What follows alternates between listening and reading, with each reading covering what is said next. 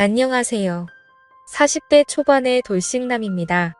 저는 특별한 여자친구가 있습니다. 친구에게도 말 못할 비밀스러운 연애를 하고 있습니다.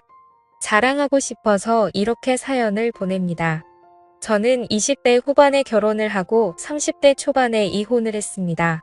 전처와는 장기간 연애를 했고 그래서 결혼 생활이 순탄할 줄 알았습니다.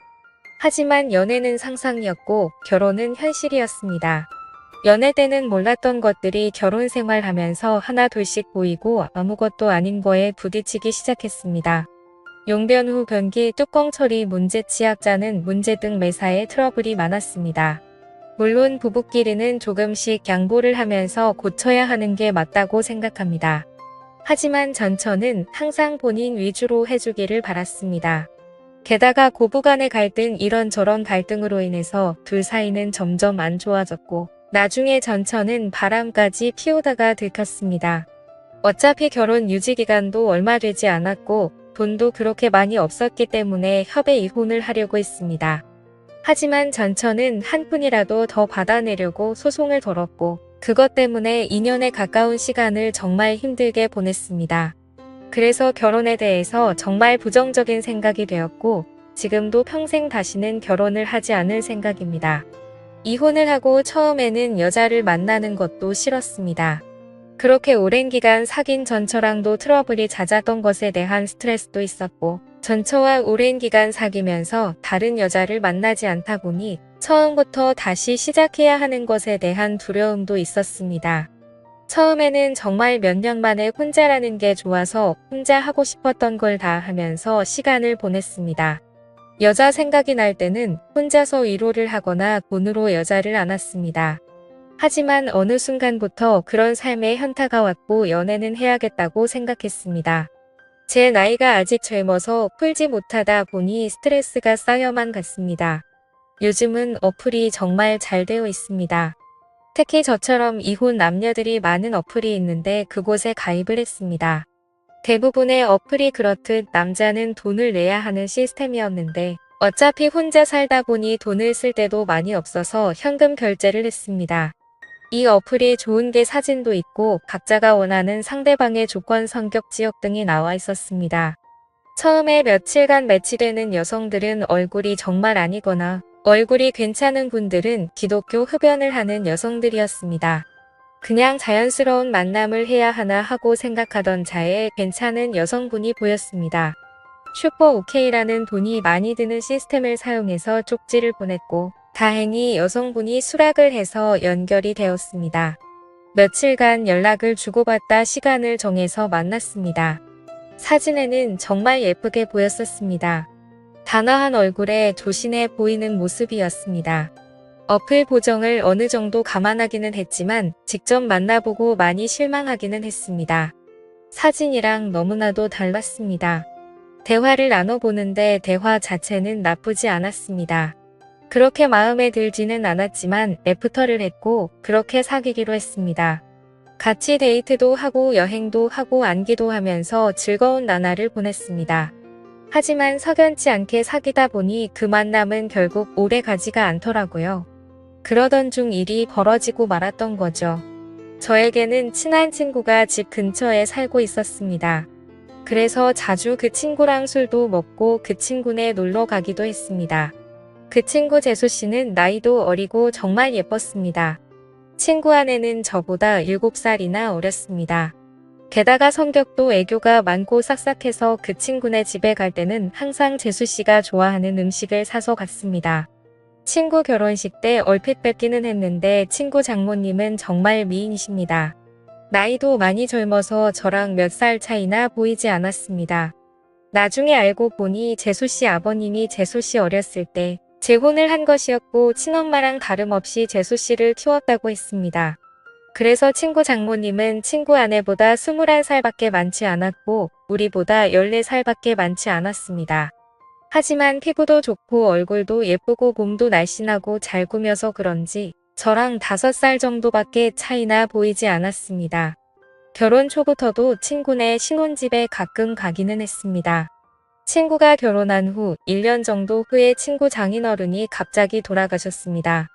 친한 친구이기에 장례식장에 가기도 했고 발인 날의 온구도 도와 친구를 위해서 정말 최선을 다했습니다. 장례가 끝나고 몇 주 후에 친구에게 연락이 와서 밥을 먹기로 했습니다. 장례식 때 도와준 걸 자신의 장모님이 너무 고맙게 생각해서 친구 집에서 밥 한 끼 먹자고 하셨다고 했습니다. 장소는 비록 친구 집이었지만 친구 장모님이 손수음식을 해주셨습니다. 나이는 저보다 그렇게 많지는 않지만 그래도 오랜 기간 주부로 지내셔서 그런지 정말 음식 솜씨가 뛰어나셨습니다. 결혼식 때 잠깐 뵙고 장례식장에서 초췌한 모습만 봤는데 그날 친구 장모님을 보니 정말 뛰어난 외모를 가지고 있으셨습니다. 친구 아내도 예뻤지만 친구 장모님이 정말 아름다우셨습니다. 사위 친구니 저를 사위처럼 대해 주시기는 했지만 저는 약간 여자로 느껴지기도 했습니다. 친구는 예쁜 아내도 있고 젊고 아름다운 장모님도 있다는 게 부러웠습니다. 그렇게 좋은 시간을 가지고 몇 년 지났을 때였습니다. 친구는 그 사이 아들을 낳았는데 아들이 돌이 지나자 재수씨가 복직을 해야 해서 장모님이 집에 와서 봐주신다 했습니다. 친구 아들이 너무 어릴 때는 한 번도 찾아가지 못했지만 돌잔치를 기점으로 친구도 시간이 많아져서 종종 밖에서 보기도 했고 2차로 친구네 집에 가기도 했습니다. 물론 아이가 아직 어리니 조심스럽기는 했는데 재수씨도 저를 좋게 보고 있었고 친구 장모님도 저를 좋게 보고 있었습니다. 항상 갈 때는 재수씨와 장모님이 좋아하시는 음식도 사가지고 가거나 배달을 시켜주었고 아직 어리지만 조카 용돈이나 선물도 가지고 갔기 때문에 너무나도 환대해졌습니다. 처음에는 아무래도 사위 친구다 보니 어색한지 장모님은 방에 들어가셨습니다. 하지만 시간이 지나자 같이 술 한 잔씩 하기 시작했습니다.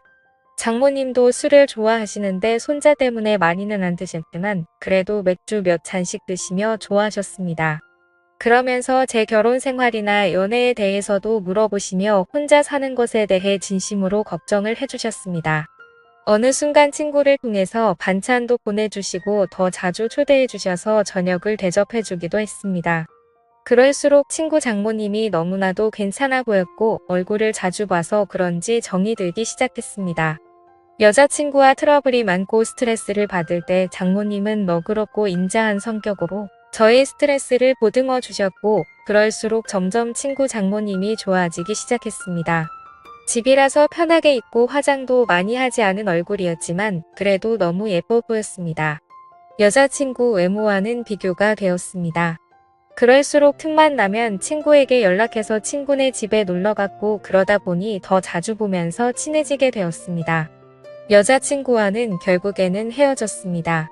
어차피 앉는 것도 눈치 보면서 안아야 하는데 데이트 비용은 또 제가 거의 다 내야 했기 때문에 돈을 싸서 젊고 예쁜 여자를 만나는 게 더 낫다는 생각이 들었습니다.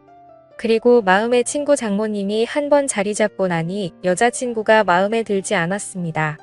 친구 장모님을 따로 만날 기회가 없었고 항상 친구나 재수씨와 함께 봤기 때문에 제 마음을 표현하기는 힘들었습니다.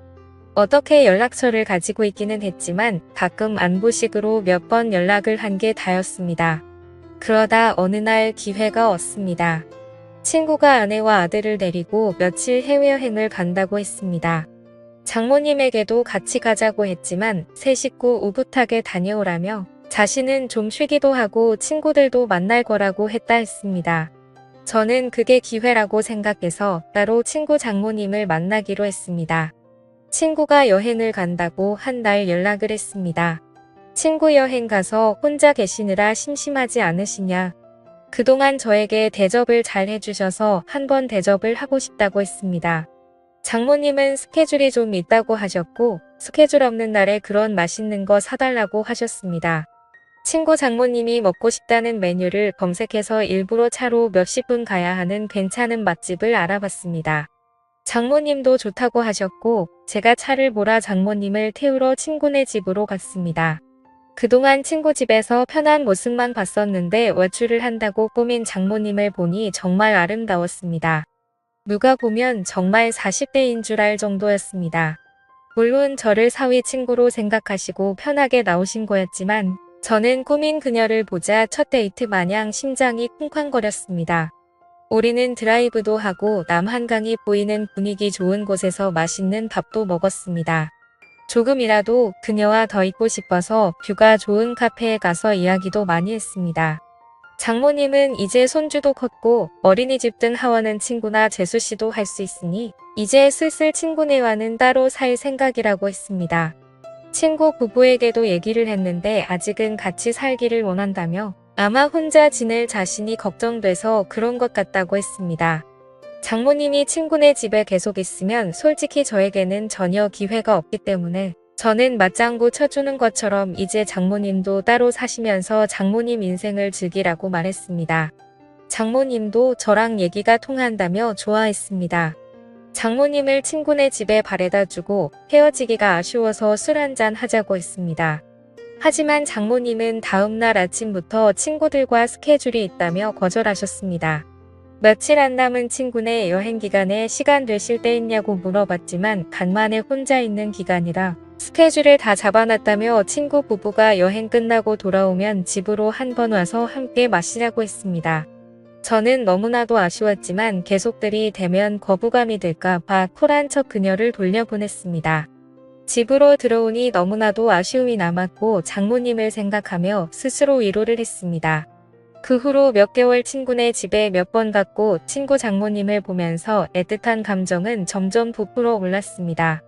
그러던 어느 날 친구네 집에 갔을 때 장모님이 보이지 않으셨고 친구는 며칠 전부터 따로 나가서 사신다고 했습니다. 그 얘기를 듣고 몇 날 며칠을 고민하다가 장모님께 메시지를 보냈습니다. 나가 사신다는 얘기 들었다며 괜찮으시냐고 안부를 물어봤고 장모님은 손주가 눈앞에 아른거리지만 시간적 여유도 있고 육체적으로도 편하다고 했습니다. 이런저런 얘기를 하다가 시간 될 때 같이 식사하자고 했고 그 후로 연락을 더 주고받다가 결국 만나게 되었습니다. 몇 주 만에 만나는 그녀는 정말 아름다웠습니다. 첫 데이트 때보다 더 아름답게 입고 왔고 그 모습에 눈에서 하트가 뿅뿅하는 걸 느낄 수 있었습니다. 우리는 소고기 집에 가서 한우를 먹으며 술을 한잔 했습니다. 그녀는 다음날 스케줄이 없다며 오랜만에 술을 실컷 마시고 싶다고 했습니다. 고기며 분위기며 모든 게 다 좋으니 술은 술술 들어갔고 장모님도 저도 술에 좀 취했습니다. 장모님은 은근히 제 마음을 알고 있다는 표현을 하면서도 자신이 나이도 있고 관계가 친구 장모님이니 그런 생각은 접으라는 식으로 말했습니다. 그 소리에 처음에는 당황하기도 하고 부끄럽기도 했지만 나이가 뭐가 중요하고 그리고 비밀로 하면 관계가 뭐가 중요냐며 제 마음을 고백했습니다. 어차피 이렇게 끝이 날 거면 제 마음이라도 고백해야 한다고 생각했습니다. 그녀는 제가 술이 좀 과했다며 일어서자 했고 그렇게 그녀를 택시에 태워 돌려보내고 가슴이 너무 아파서 눈물이 났습니다. 이혼 후 정말 좋아하는 첫 여자였는데 친구 장모님이라는 이유 때문에 만날 수 없다는 생각에 가슴이 먹먹했습니다. 친구 장모님이 아니었다면 만남조차 없었을 수도 있겠지만 그런 핑계로 이렇게 까이지 않았을 테니까요. 그렇게 몇 주간 너무 힘든 시간을 보냈습니다. 그러다 술에 취해 그녀에게 연락을 했습니다. 정말 좋아하고 잊으려고 노력해도 잘 안 된다고 한 번만 더 만날 수 있냐고 진심으로 고백했습니다. 며칠간 연락이 없다가 그녀에게서 연락이 왔고 그녀의 집 근처 술집에서 만났습니다. 다시 만난 그녀는 여전히 예쁘고 아름다웠지만 표정은 조금 차가웠습니다. 우리는 한동안 말없이 술만 마셨습니다. 이게 마지막일지도 모른다고 생각하니 너무나도 슬펐고 저는 마지막으로 제 진심을 이야기했습니다. 제 마음을 안 받아줘도 좋고 안 받아준다면 다시는 연락하지 않겠다고 했습니다. 하지만 그녀를 진심으로 좋아하고 사랑한다고 했습니다. 진심 어린 제 말이 통했는지 그녀는 조금씩 미소를 보이기 시작했습니다. 시킨 술 안주도 다 떨어져서 자리에서 일어나자고 말했더니 그녀는 장소를 옮겨서 맥주 한 잔 더 하자고 했습니다. 저는 그 자리가 마지막 자리일 줄 알았는데 그녀의 반응이 놀랍기도 하고 좋기도 했습니다. 맥주집으로 자리를 옮겼는데 이전 술집에서와는 다른 그녀의 표정과 몸짓이었습니다. 말은 안 했지만 그녀도 저에게 호감이 있는 것처럼 보였고 그녀는 저에게 호의적이었습니다. 우리는 맥주를 셀 수 없이 마셔댔고 정말 술이 많이 취했습니다. 중간중간 기억이 나지 않지만 정신을 차렸을 때 우리는 그녀의 집에서 술을 더 마시게 되었고, 그렇게 그날 이후 우리의 연애가 시작되었습니다. 그녀와 저의 나이 차이는 크게 많이 나지 않아서 전혀 문제될 게 없었고, 비밀만 잘 지키며 사랑한다면 아무런 문제가 없을 것 같습니다. 저도 그녀도 서로에게 푹 빠져 있고 이렇게 오랫동안 함께 사랑하고 싶습니다.